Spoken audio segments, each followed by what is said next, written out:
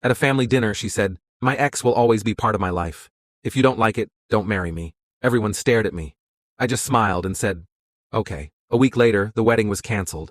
She realized the marriage was too. Hello, Reddit I plus here. I was 32 when I realized love can look a lot like blindness, especially when you mistake stubbornness for loyalty. It happened on a Sunday evening, at a dinner that was supposed to bring two families together before our wedding. Instead, it burned everything down. Her name was Amara. She was 30, sharp-tongued, magnetic, and confident in that way that makes everyone in the room pay attention.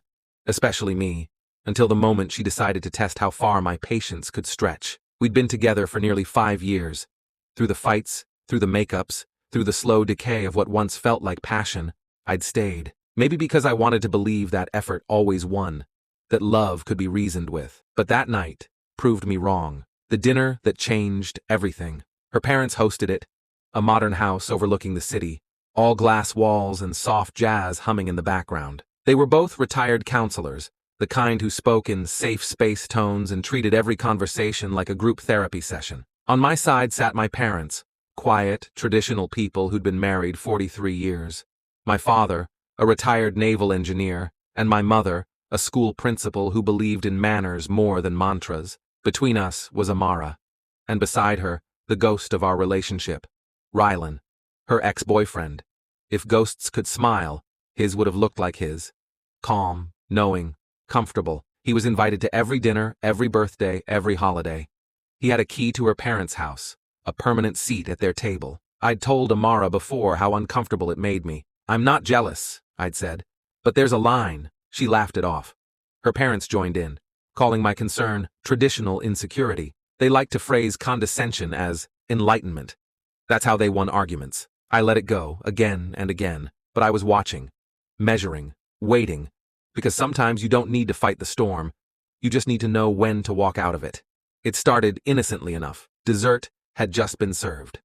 My mother, ever tactful, looked down at the seating chart Amara had printed for the wedding. "Amara, sweetheart," she said, her voice calm and polite. "I see Rylan is seated at the main table. Wouldn't he be more comfortable with your friends?" The table went still. Rylan smiled, looking down at his plate, like a man enjoying the drama he didn't have to participate in. Amara's mother put her wine glass down with a sharp clink. "Oh, I think it's beautiful," she said. "It shows how evolved their relationship is." My father raised an eyebrow, but said nothing. Amara's jaw tightened. "My mother's right," she said.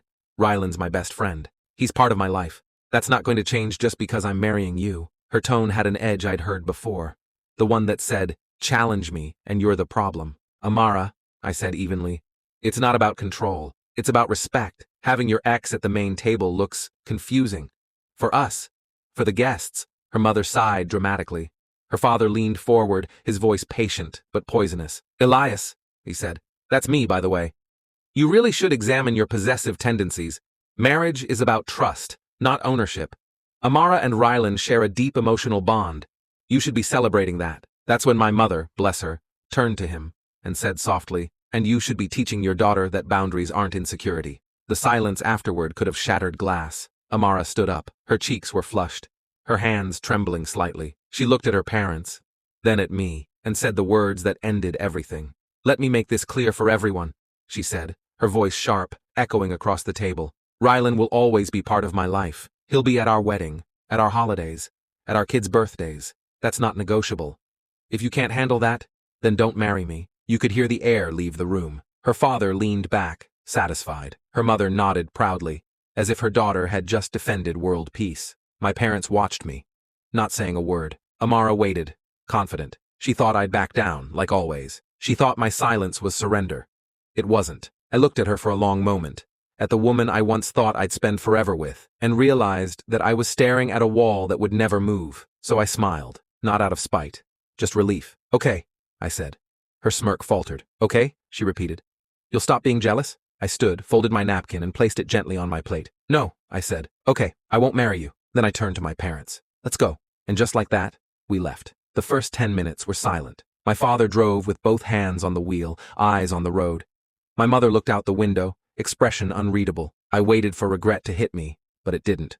What I felt instead was peace, like stepping out of a room filled with smoke and realizing how long I'd been choking. My father finally spoke. "You sure about this, son?" I've never been more sure of anything, I said. My mother turned, a small, proud smile forming. Good, she said quietly, because the woman who needs to tell you what you can't question isn't the woman who should stand next to you for life. A week later she called, then texted, then showed up at my apartment. Elias, she said, tears in her eyes.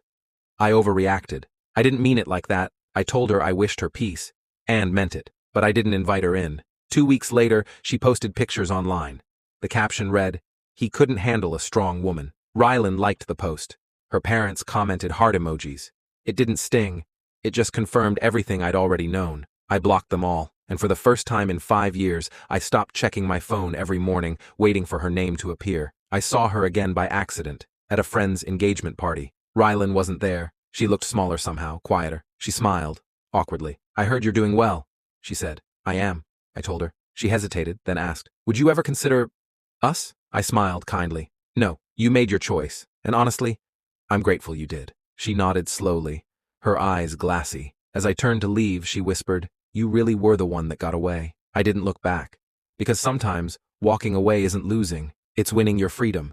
And that night at the dinner table, the one where she drew her line, I finally learned to draw mine. It was 8 months after that dinner when her name appeared on my phone again. I'd changed my number, moved to a new apartment closer to the coast, and even switched jobs. Life was quiet. Not lonely, just peaceful. But peace has a way of being tested when ghosts come knocking. The message came through a mutual friend. "Hey, Amara asked me to pass along something. She says she just wants to talk, to explain." I didn't reply. That night, I sat on my balcony, watching the waves crash beneath a silver moon, and thought about how much had changed. I'd stopped doubting myself. I'd stopped trying to fix people who didn't want to be fixed. And I'd stopped mistaking chaos for love. Still, I could tell she wouldn't stop there. 2 weeks later, there was a knock at my door. I opened it to find Amara standing there, holding a small box and wearing that familiar look, the one halfway between guilt and confidence. "Hey," she said softly. "You look good." I nodded. "You too." She smiled nervously. "Can I come in?" I stepped aside but said nothing. She walked in like she'd done 1,000 times before, glancing around at the minimalist apartment, the clean lines, the quiet space, the absence of her. "This place feels empty," she said. "It feels peaceful," I corrected. She gave a faint laugh, then set the box on my counter. "I found some of your old things when I was packing. Thought you might want them." Inside were a few books, an old watch she'd once gifted me, and a photograph. The two of us smiling at a cabin in the mountains, back when everything still felt easy. "You didn't have to," I said. "I know," she hesitated, "but I wanted to." There was a pause, the kind where words gather behind your teeth but never make it out. Then she finally said, "Elias, I miss you. I know I messed things up. My parents, the dinner, everything, it got out of hand. I thought you'd fight for me." There it was, the truth she'd never said aloud. I did fight, I said quietly, for 5 years. That night, I just stopped fighting alone. She swallowed hard, looking down. "I thought you'd come back." "I did too," I admitted, "once. But then I remembered why I left." Her eyes shimmered. "You really don't feel anything anymore?" I smiled gently. "I feel peace." She nodded slowly, blinking away tears. "Rylan and I don't talk anymore," she said suddenly, almost defensively. "It wasn't what people thought. It never was about him," I said. "It was about how you let him matter more than us." She closed her eyes, biting her lip. "I wish I could go back." "You can't," I said. "And that's okay." After a long silence, she left, and as her footsteps faded down the hallway, I realized that closure isn't always loud. Sometimes it's just the sound of a door closing softly and staying closed. The manipulation begins. 2 months later, the text started, subtle at first. "Hope you're doing okay.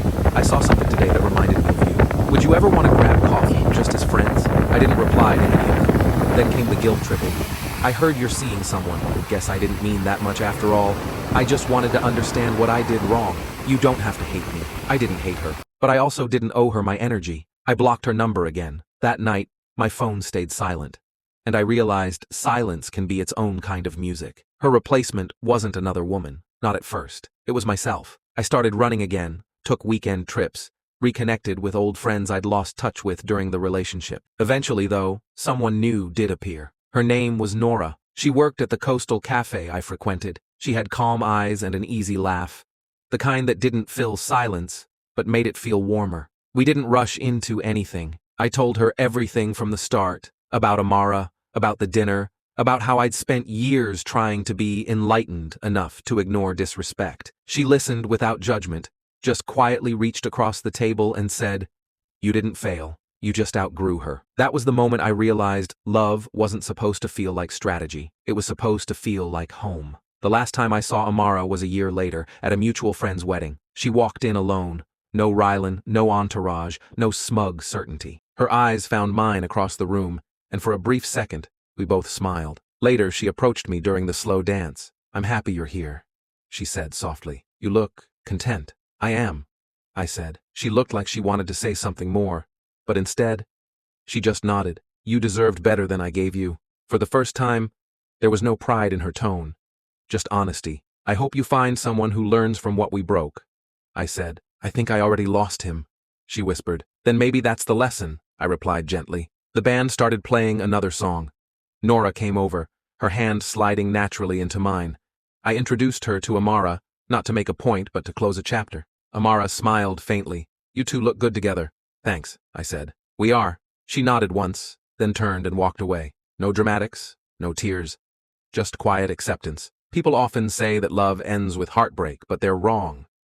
Sometimes it ends with peace. Sometimes it ends when you stop chasing the version of someone they'll never become. Amara taught me that.